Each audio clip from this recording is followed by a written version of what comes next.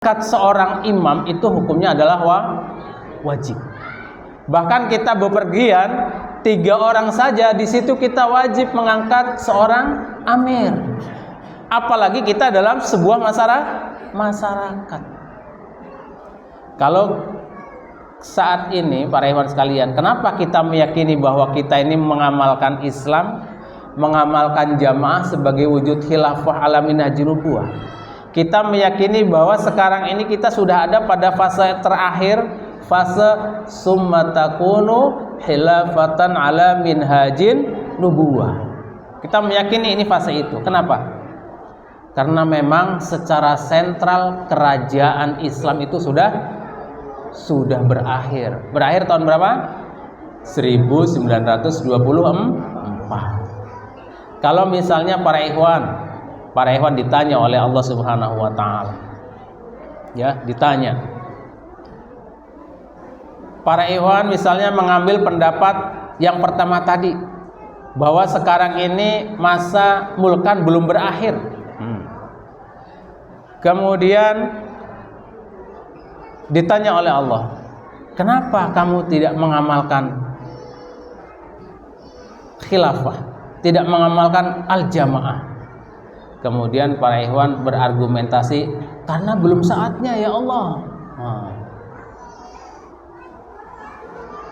Ya. Kemudian para ikhwan mengamalkan, saya sudah mengamalkan jamaah, mengamalkan khilafah karena masa mulkan sudah berakhir 1994. Kemudian ditanya oleh Allah, kenapa kamu tidak mengamalkan ini?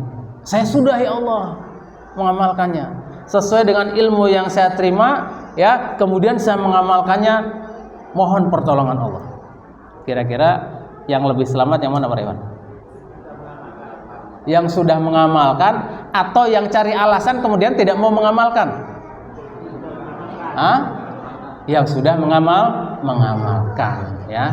Maka ini penting bagi kita, ya, supaya kita yakin betul, ya. Ya, walaupun ada orang-orang yang memang berpandangan belum saatnya, kita yakin bahwa saat ini adalah saatnya khilafah ala minhaji. Kita selamat insya Allah di sisi Allah Subhanahu wa ta'ala.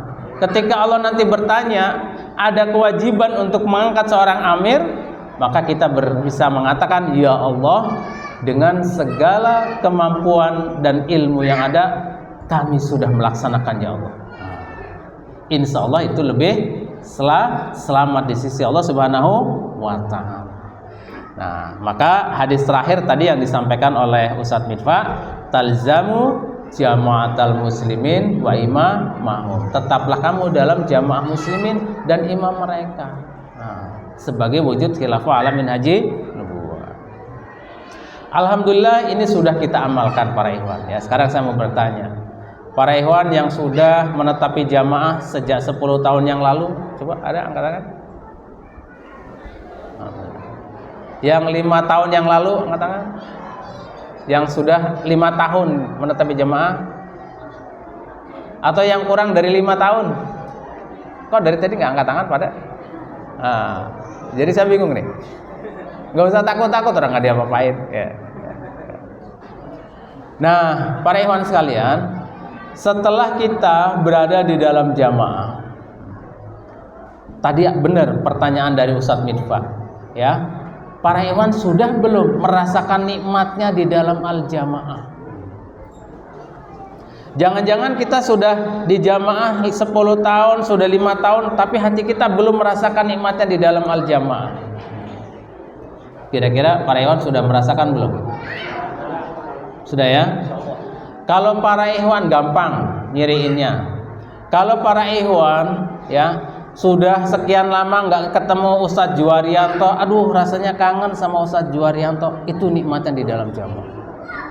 Sudah lama nggak ketemu ikhwan, ya kan, kemudian rindu pengen ketemu ikhwan, itu salah satu nikmat di dalam jamaah.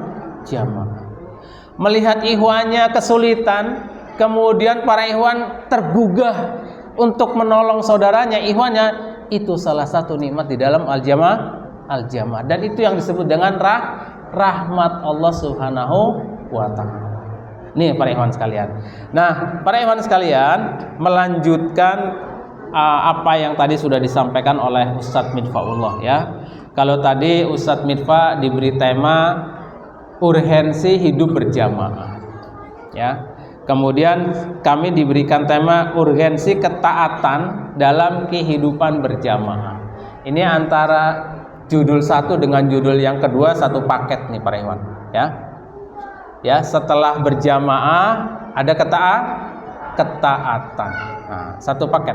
Dan ini seperti yang disampaikan oleh Khalifah Umar bin Khattab.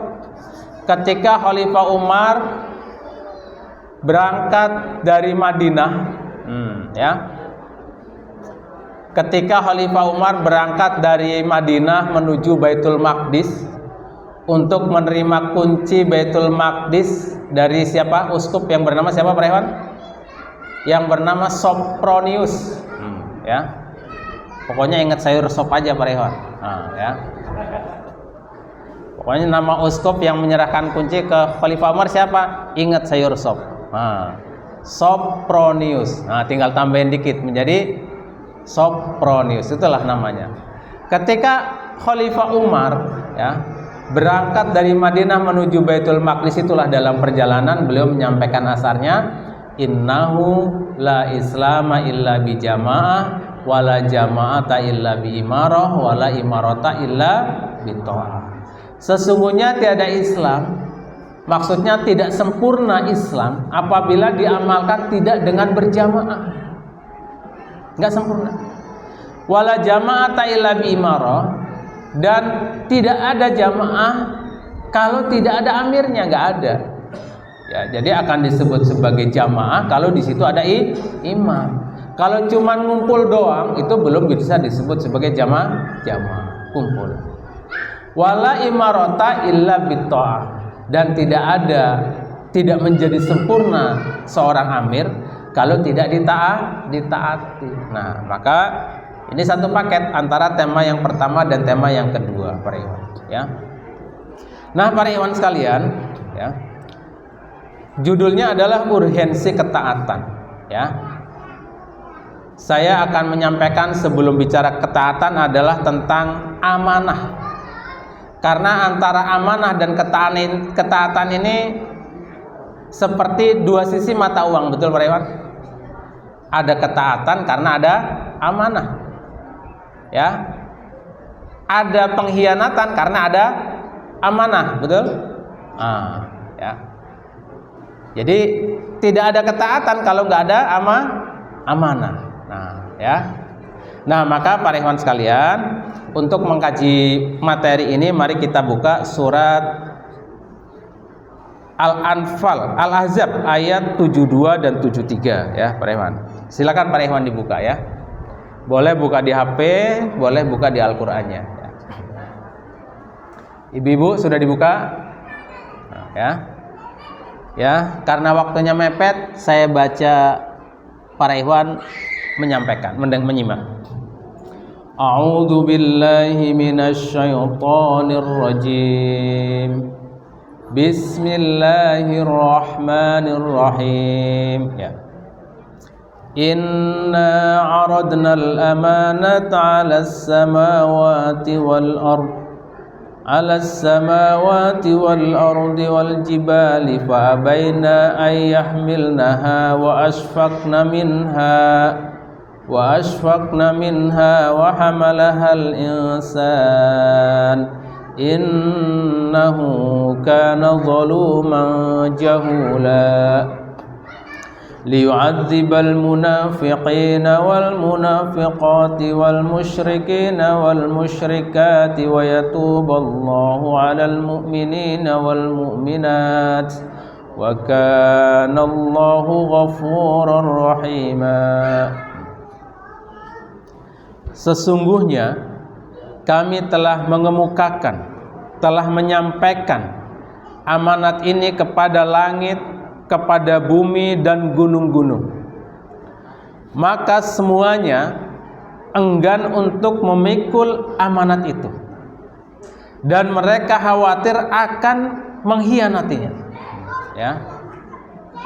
dan dipikulah amanat itu oleh manusia. Nah, setelah ditawarkan kepada langit, kepada gunung-gunung, ya, kepada bumi, ya, langit, bumi dan gunung-gunung enggan menerima amanat karena takut tidak mampu memikulnya. Fa'abaina. Kemudian, ya, dipikulah amanat itu oleh manusia. Sesungguhnya manusia itu amat dolim dan amat bodoh, ya. Sehingga Allah Subhanahu wa ta'ala mengazab orang-orang munafik laki-laki dan perempuan, dan orang-orang musyrik laki-laki dan perempuan, dan sehingga Allah menerima taubat orang-orang mukmin laki-laki dan perempuan, dan adalah Allah Maha Pengampun lagi Maha Penyayang. Inilah para ikhwan beratnya amanah. Di dalam tafsir Ibnu Katsir, ya, dijelaskan, ya, Imam Al-Aufi telah meriwayatkan dari Ibnu Abbas bahwa yang dimaksud dengan amanah adalah ketaatan, ya. Allah menawarkan amanat itu kepada mereka sebelum menawarkannya kepada manusia, tetapi ternyata mereka tidak kuat. Lalu Allah berfirman kepada Adam, sesungguhnya aku telah menawarkan amanat ini kepada langit, bumi dan gunung-gunung, tetapi mereka tidak mampu memikulnya.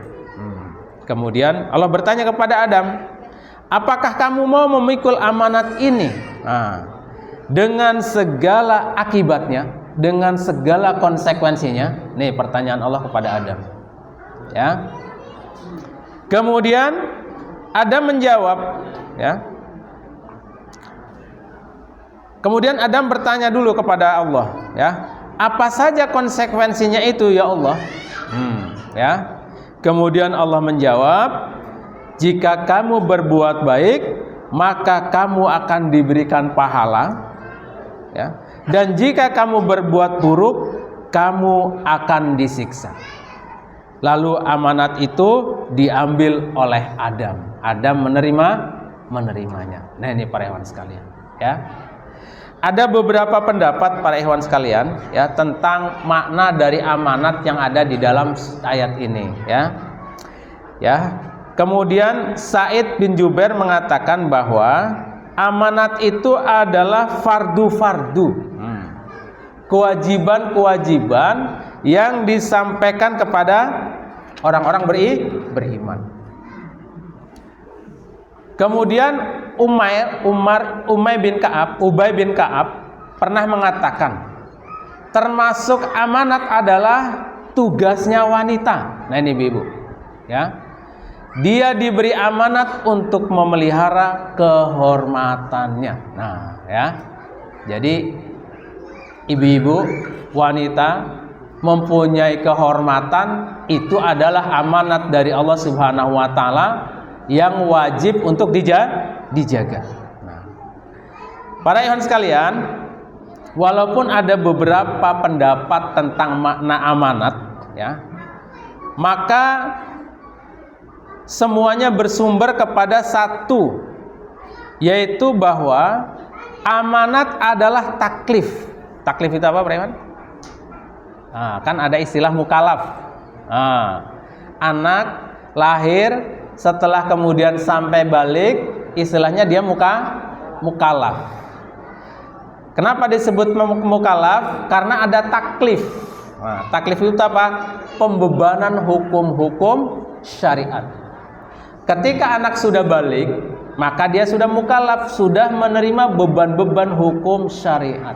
Nah, ya. Maka amanah itu adalah taklif dan menerima semua perintah serta larangan berikut segala persyaratannya, yaitu apabila dikerjakan mendapat pahala dan jika ditinggalkan akan mendapat siksa.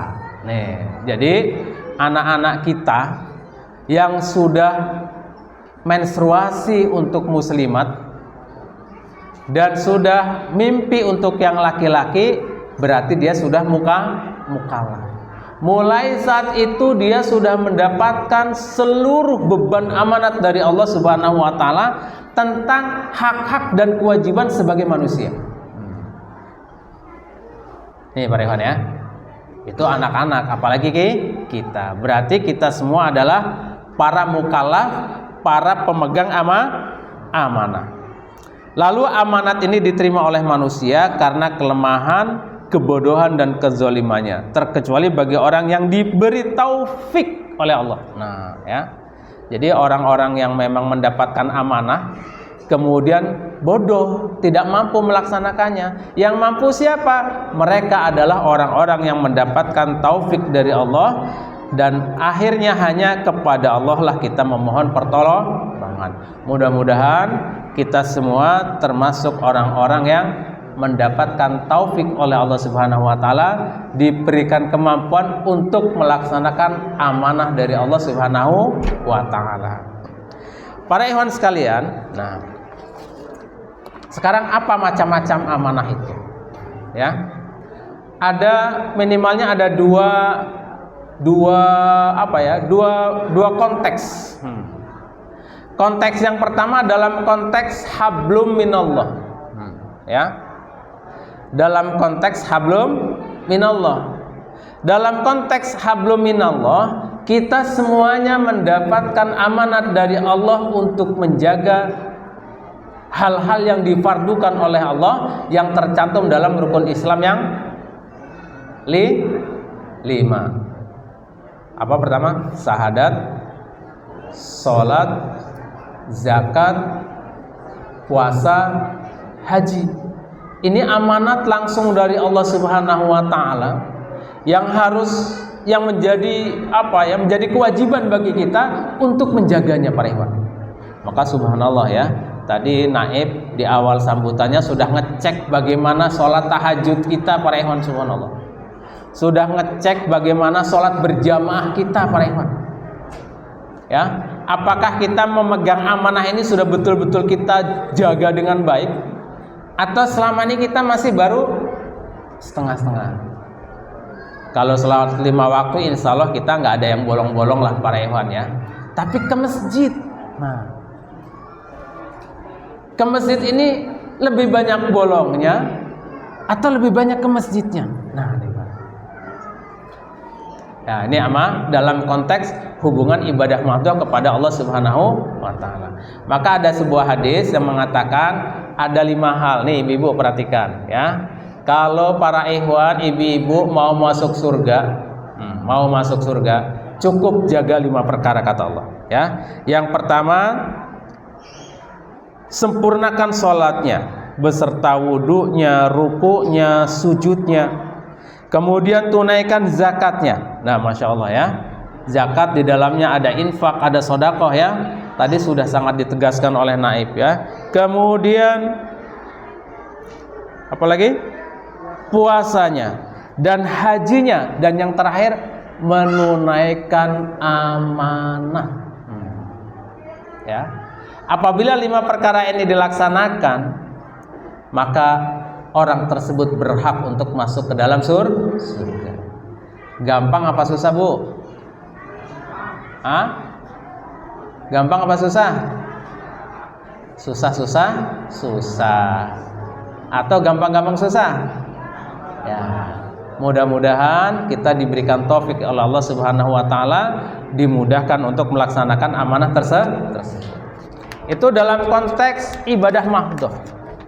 Dalam konteks ibadah ghairu mahdhah, ya, ada amanat yang diberikan kepada diri kita, pribadi kita. Ya. Apa amanatnya? Kita dilahirkan oleh Allah Subhanahu wa taala dalam keadaan sehat walafiat, tumbuh berkembang sampai tua. Ini amanat bukan para ikhwan? Ini amanat. Tubuh kita adalah amanat para ikhwan. Maka menjaga diri kita untuk menjadi orang yang selalu sehat itu juga bagian dari menjaga amanah. Kalau para ikhwan mengontrol makanannya, makan makanan yang halalan thayyiban, tidak berlebihan ya, rajin berolahraga, itu juga termasuk menjaga amanat Allah Subhanahu wa taala. Maka bernilai ibadah. Ibu-ibu menjaga makanannya yang halal dan thayyib, berolahraga, bersolek untuk suaminya, pakai skincare ya Bu ya. Supaya di hadapan suaminya tetap awet muda, itu bagian dari menjaga amanah. Nanti ibu-ibu pulang ke rumah nagih sama suami-suami ini, jatah buat skincare dong. Wah, saya yang disalahin nanti ya. Ya, itu bagian dari menjaga amanah para ikhwan. Ya. Sebaliknya, kalau kita tidak menjaga makanan kita, semuanya masuk, sudah semuanya masuk ke dalam tubuh kita, sehari makan 3 kali full, belum jajan mie ayamnya, betul Pak? Belum jajan baksonya, tapi kerjanya cuma duduk tiap hari, nggak pernah olahraga, berarti itu sama dengan tidak menjaga amanah. Apalagi kita mau membebaskan Masjidil Aqsa para ikhwan ya, kita butuh jiwa yang sehat, butuh fisik yang sehat. Maka titipan Allah ini, amanah Allah ini harus kita jaga. Itu dalam konteks pribadi. Dalam konteks keluarga, ya, suami-suami diberikan istri-istri. Setelah diberikan istri, kemudian diberikan keturunan. Itu adalah amanah Allah Subhanahu wa taala. Nih Masya Allah. Sekarang saya coba tanya, di sini yang suban, angkat tangan yang suban. 1, 2, ya, 3. Ini para ikhwan putra putrinya pada kemana? Ya, ibu-ibu putra putrinya pada kemana? Ini amanah yang Allah titipkan kepada kita. Ya, apakah kita sudah menyampaikan, mengajak mereka untuk pergi ngaji? Belum. Ya, apakah kemudian kita mau menyerah begitu saja? Kalau nanti kita ditanya oleh Allah Subhanahu wa taala, apakah kita hanya cukup menyampaikan, ya Allah sudah saya sampaikan, tapi nggak mau, cukup seperti itu? Apa upaya-upaya kita untuk menyelamatkan putra-putri kita para ikhwan sekalian? Ya. Maka ini saya sangat berpesan kepada naib yang baru ya, supaya bagaimana kita bisa menjaga putra-putri kita suban fatayat, supaya mereka mempunyai akidah yang mantap, mapan seperti kita semuanya. Ya. Ini menjadi kewajiban kita. Ini amanah yang Allah berikan kepada kita para ikhwan untuk menjaga putra-putri kita. Ya. Nih para ikhwan ya. Ku anfusakum wa ahlikum nar. Ya. Wal rajulu ra'in fi ahlihi wa mas'ulun an ra'iyati. Seorang laki-laki itu adalah pemimpin dan akan dimintai pertanggungjawaban tentang apa yang ia pimpin.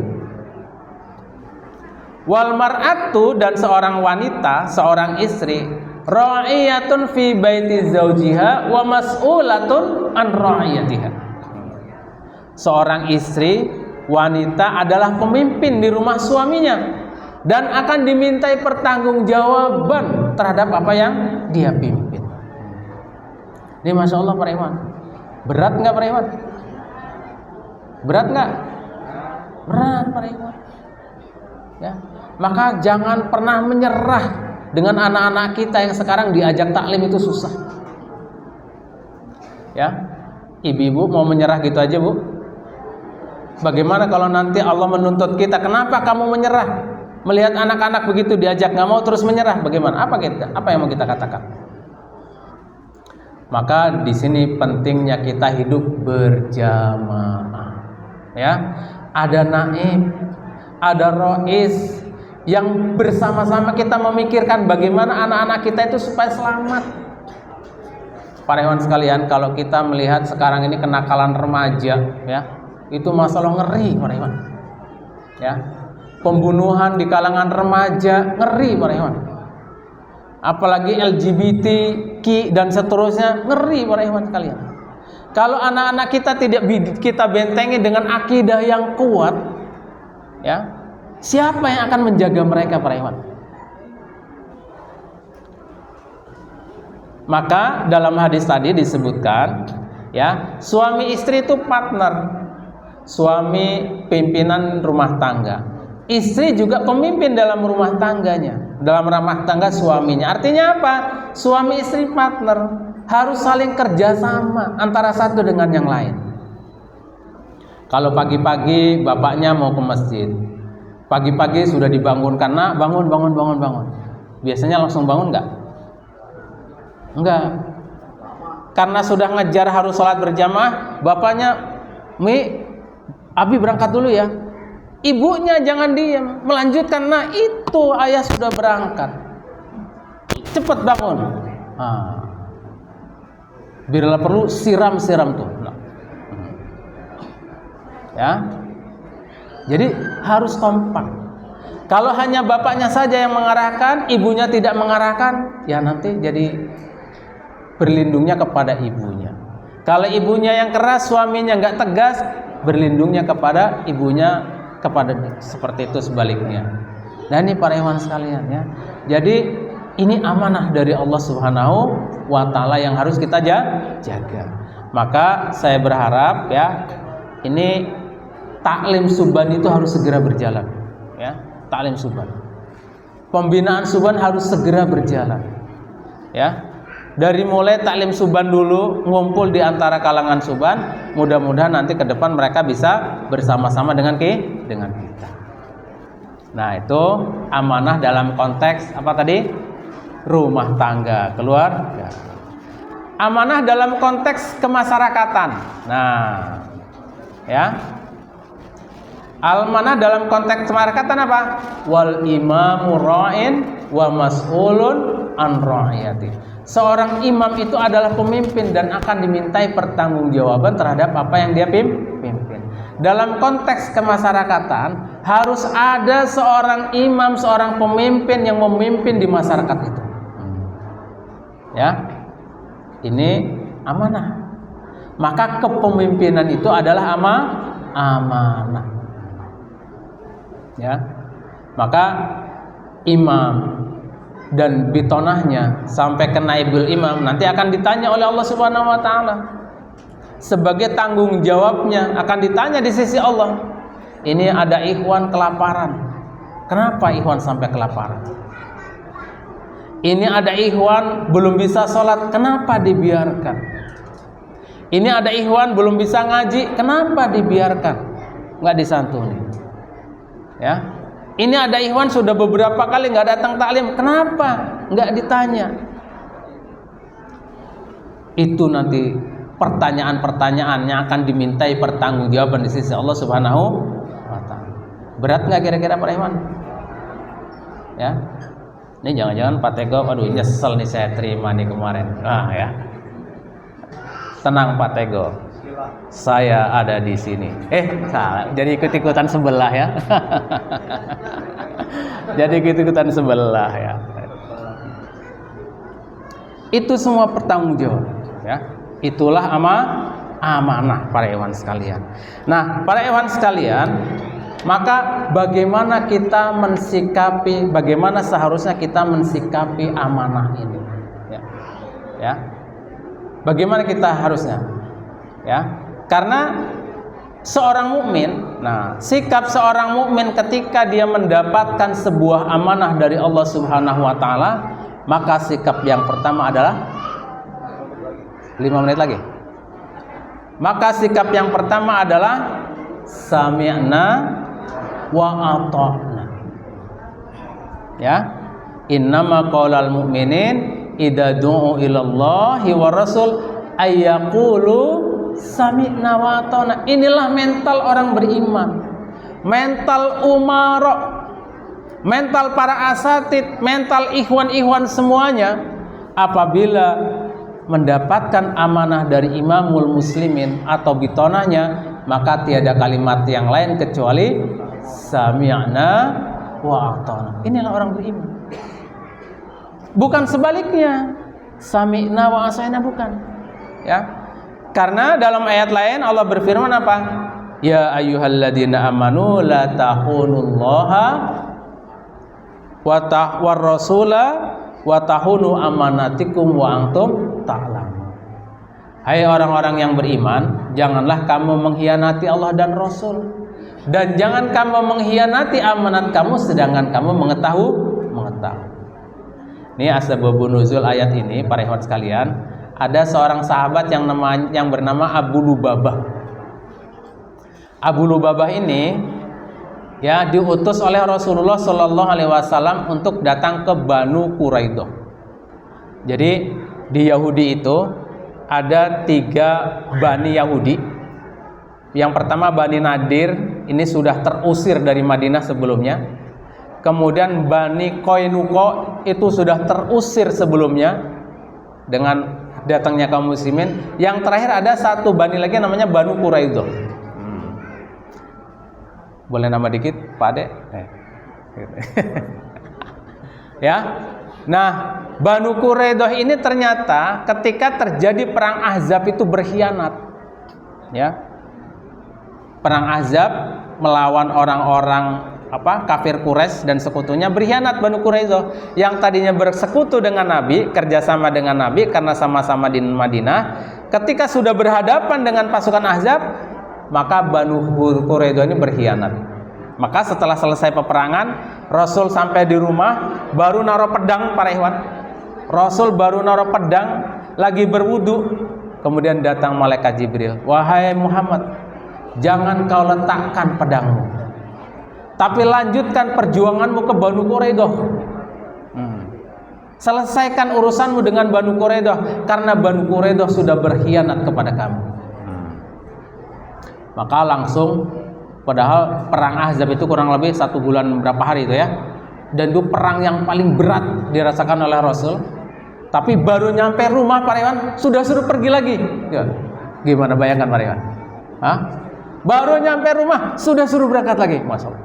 Itulah perjuangan Rasulullah Sallallahu Alaihi Wasallam. Nah, setelah berangkat, Banu Quraidah dikepung selama 25 hari.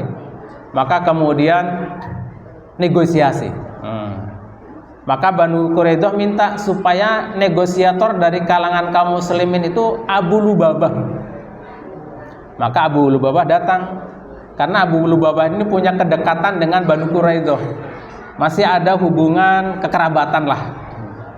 Maka orang-orang Banu Quraidah kemudian bertanya kepada Abu Lubabah, Abu Lubabah, apakah saya harus mengikuti aturan yang diberikan oleh Muhammad? Abu Lubabah nggak jawab, para ikhwan, diam. Tapi kemudian memberikan isyarat. Isyaratnya apa? Isyaratnya begini. Kalau isyaratnya begini apa? Akan dibunuh. Artinya apa maksudnya? Kalau mengikuti syariat Nabi, perintah Nabi Muhammad, nanti justru akan dibunuh. Nah, setelah itu Abu Lubabah sadar, merasa bersalah, menyesal karena tidak taat, tidak mengikuti yang diperintahkan oleh Nabi Muhammad SAW, malah mengkhianatinya. Maka kemudian Abu Lubabah langsung pergi ke Masjid Nabawi, Masjid Madinah, mengikatkan diri di Masjid Madinah, tidak makan, tidak tidur, pokoknya diikat di tiang Masjid Madinah. Merasa bersalah, ya. Sampai kemudian beberapa hari, ya, Allah Subhanahu wa taala menerima tobatnya, mau dibukakan sama para sahabat ikatannya. Kata Abu Lubabah, enggak. Saya enggak mau dibuka ikatanku kecuali Nabi sendiri yang membuka dengan tangannya. Nah, ya. Maka kemudian dibukalah oleh Rasulullah Sallallahu Alaihi Wasallam. Peristiwa inilah yang kemudian menjadi asbabun nuzul turunnya ayat ini, ya. La tahunullaha wa rasul wa tahunu amanatikum wa antum ta'lamun. Nah, itu para ikhwan sekalian, ya. Nah, para ikhwan sekalian, lanjut ke yang terakhir. Setelah tadi bagaimana kita bisa bersikap, seharusnya bisa bersikap mensikapi amanah dengan sami'na wa ta'na, dan kita dilarang untuk sami'na wa asaina, ya. Maka mari kita perhatikan keutamaan orang-orang yang mentaati Allah Subhanahu wa taala. Ya. Keutamaan siapa? Orang-orang yang mentaati Allah Subhanahu wa taala. Allah Subhanahu wa taala berfirman, ya. Wa may yuti'illah Ya, yang pertama, ya. La yastawil qa'iduna minal mu'minina ghairu ulid darari dan seterusnya. Dalam surat An-Nisa ayat 95-96, Allah membagi dua kelompok orang beriman. Orang beriman itu dibagi ke dalam dua kelompok. Ya. Kelompok yang pertama yang disebut dengan al-qa'idun, orang-orang yang duduk-duduk saja tidak ikut berjihad. Itu kelompok yang pertama. Surat apa tadi Pak Rehan? An-Nisa 95-96. Kelompok yang pertama kaum mukminin yang duduk-duduk tidak ikut berjihad. Kelompok yang kedua adalah al-mujahidun, para mujahid fisabilillah. Kelompok yang kedua, ya, orang-orang yang ikut berperang di jalan Allah Subhanahu wa Ta'ala. Kata Allah, di antara dua kelompok ini ada perbedaan. Perbedaannya adalah orang-orang yang berjihad di jalan Allah akan ditinggikan derajatnya di sisi Allah Subhanahu wa Ta'ala. Ya, darajatim minhu, beberapa derajat di sisi Allah Subhanahu wa Ta'ala. Itu para ikhwan sekalian. Maka para ikhwan sekalian, ikhwan-ikhwan yang mendapatkan amanat apapun dari imamul muslimin, melaksanakan ketaatan kepada imam, ini ada berada pada barisan al-mujahidun para ikhwan. Ya. Berada di barisan mana para ikhwan? Al-mujahidun. Ya. Apalagi Amir Mal yang baru, ya. Jelas sekali hadisnya tuh. Al-amil fi sabilillah kal mujahiduna fi sabilillah illa ayyarji'a.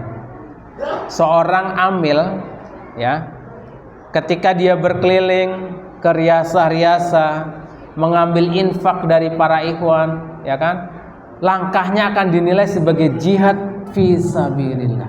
Masya Allah, itu keutamaannya, ya. Kira-kira lebih utama yang nunggu amilnya atau lebih utama yang amilnya para ikhwan? Tuh, mendapatkan keutamaan dari Allah Subhanahu wa Ta'ala. Ya.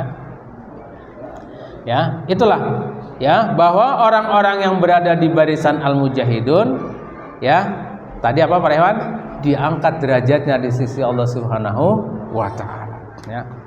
Kemudian dalam ayat yang lain, ya, Allah berfirman, wa may yuti'illaha wa rasulahu fa ulaika ma'al ladzina an'ama Allahu 'alaihim minan nabiyyin wasiddiqin wassuhada wassolihin wa hasuna ulaika rafiqa. Barang siapa yang mentaati Allah dan Rasulnya, maka mereka itu bersama dengan orang-orang yang diberi nikmat kepada mereka. Siapa orang-orang yang diberi nikmat itu?